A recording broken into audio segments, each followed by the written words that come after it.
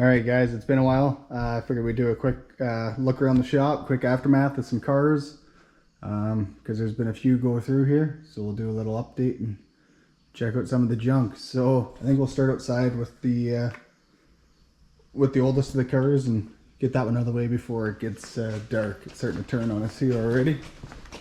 So this would be the Impala. I believe I already did the first aftermath on it, but now it ran a second time, and it's safe to say we finished her off then. Here it is here. This is basically the way that it got dragged off the trailer. Just dragged right off into place, and then I stripped it and started filling it. But everything else is as you see it, including this rear strut. It got ripped out in the heat, and the rest of the back end got used up on this thing really good.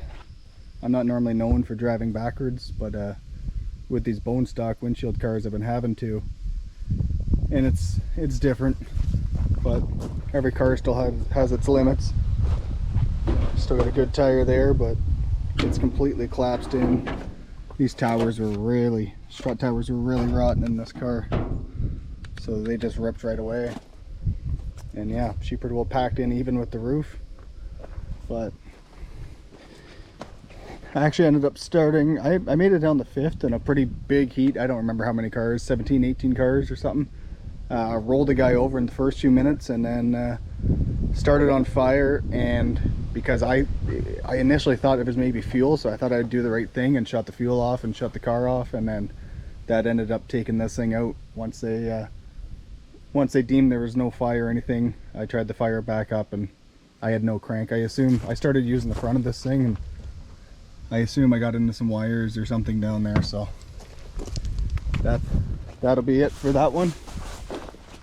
A little bit of damage here in the front end, but just mostly the bumper. Kinked the end of the framer a little bit, but the rest of the frame and the aluminum sub and everything's fine. Never broke a spindle in this car. It's probably can't see in there right now, but it is an aluminum spindle car. Tube tires in the front, no doubles, not a problem. So yeah, we'll head back in and take a look at the other ones. All right, back in. The next one I got ran was this one here. This went to Almer. I was actually a little surprised when I showed up that there ended up only being 4 of us in the heat, in a massive track. So I wasn't really sure how to play that one. Kind of had a bit of a bad day, so that's why I finally decided to take the Envoy so I could hammer down. And then I decided with 4 guys in the heat, I didn't really care if I won or lost as long as I put on a show. So I just decided to send it. And I quickly realized that I had 3 other guys after me as well, which made it tough. They were really on me, so I ended up actually pulling an axle out on this thing. We'll check it out at the front, but it doesn't look a whole lot different than it did. You can actually see back here though, I must have took a decent shot, or I know I did give some. It's a little hard to see, but this should be about center of the back of the car. So this back frame rail has kinked over pretty badly. It was already starting to go that way, but yeah, the back end has really gone over. Pretty much right around the shock mount is where it's really started going. We looked at it and looked at whether you'd actually pull it back over, or I don't know, even cut this tube out of here and bring it together, but I don't think it'll do a whole lot of damage if it keeps going, because it's got a long way to go till it gets into the tire. So I think we'll just leave it alone, see what it does. If it starts causing trouble, we'll nip it off or deal with it then. But yeah, still on the trailer, obviously. Haven't taken it off. Took a few good shots to these trailer wheels. This one's be a little tough to see, but it's pretty bent. But that was the idea behind putting the trailer wheels on there, is that they take a good bit of a shot, because I don't really feel like replacing the axle shafts in this thing again. Not a whole lot different up here. We're getting, my wife's working on bringing the shop mascot back to life. It's looking pretty good. Just needs a little more paint in some spots, and we'll get it thrown back out front. Keep an eye on the shop. So something did happen up here with the steering. So if you look here, that wheel's basically straight. And that one is not straight. I looked around, I can't figure out what's going on. With them being towed in like that, it has nothing to do with tie rod ends or anything like that. I'm guessing probably one of the A-arms is bent a little bit. It doesn't take much of a bend to throw that off. So I'm gonna guess that's what's going on. I can't find the actual spot, but I'll just adjust the tie rods and carry on, and it should be fine. And then here's that. Let me grab the light.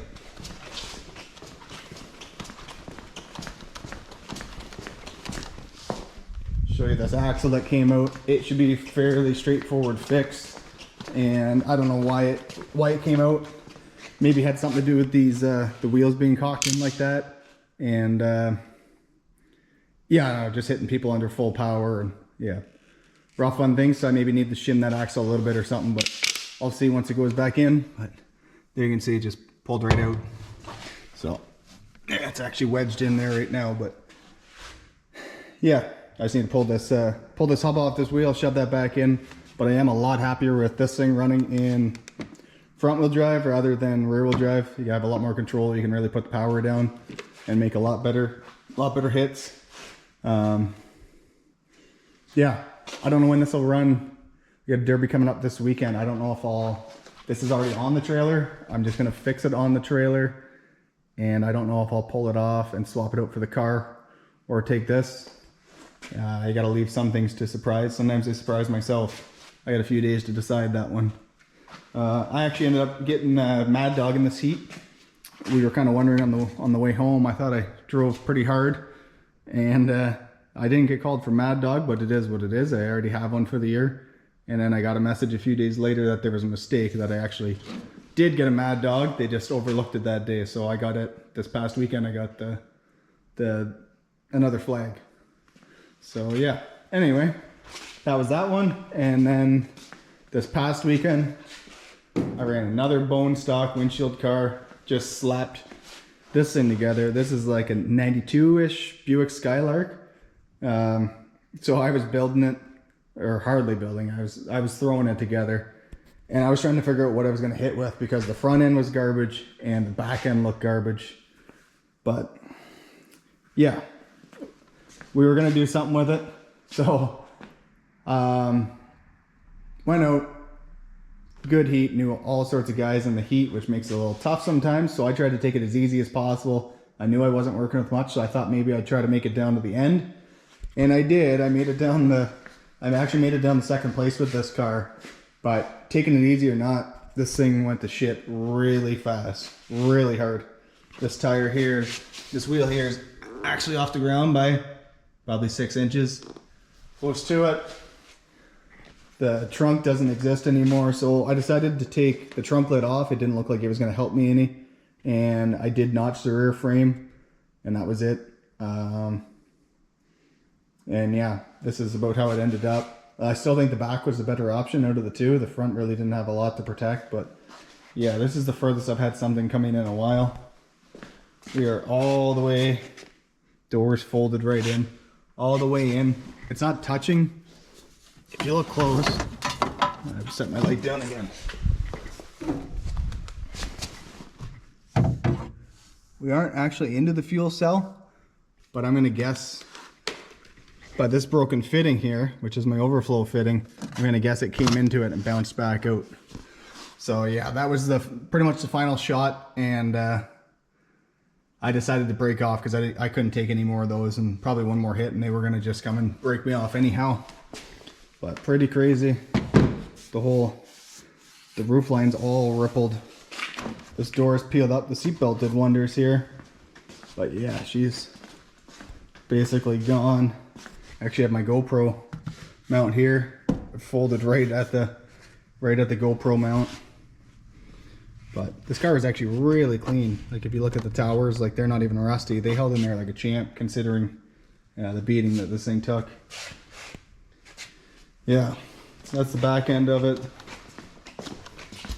Took a pretty good door shot, but I do have about a piece of 1/8 inch steel or so in there, and I put a pretty good wow in that. I'm gonna have a little bit of trouble getting that out of there, but I'm glad I had it in there.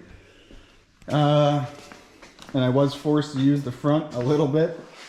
As I said, it wasn't even so much the bumper that was garbage. It's gonna be hard to see here, but that was the bumper bracket. Just absolute garbage, so I really wasn't working with much. But completely bone stock up front. I forgot to loop the transmission lines. Didn't even think of it. Didn't really care. But by the looks of it, there's a lot going on here. By the looks of it, it's tough to tell, but I got looking in there. I don't think I bent the frame or anything on it. Like, the front's still straight.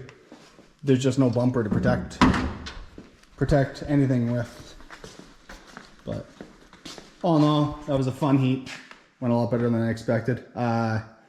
Final hit, I went nose to nose with the guy that won, and blew the rad, and the car shut off, and I couldn't get it to fire back over. I think it probably would have fired if I could hear what was going on with it, and if the back end wasn't looking like that. But at that point, it wasn't going to take many more hits. So I broke off, took second, carried on. So yeah, I always forget a lot of stuff when I do these aftermaths. I'm not very good at doing them, so I just kind of walk around, start rambling, and then when I'm done doing the video, I think of all the stuff I'd like to say. But that's pretty much it. So that was the last 3 weekends in a row, I believe. Then next weekend there's Woodstock. Weekend after that is the hometown show, which I usually try to take 2. So I'm really hoping the Envoy can still go there, and as well as the Grand Prix. Spoiler for anybody heading there, I'll be in those 2 cars hopefully. And yeah, it's just a busy time of year for this, on top of everything else that needs done. But we're managing. So anyway, just a little shop update. Gonna get the gnome back there. It's a work in progress. Got my daughter's Power Wheels looking good. Put some headers on that. Yeah, all that. So, all right, well, we'll catch you on the next one.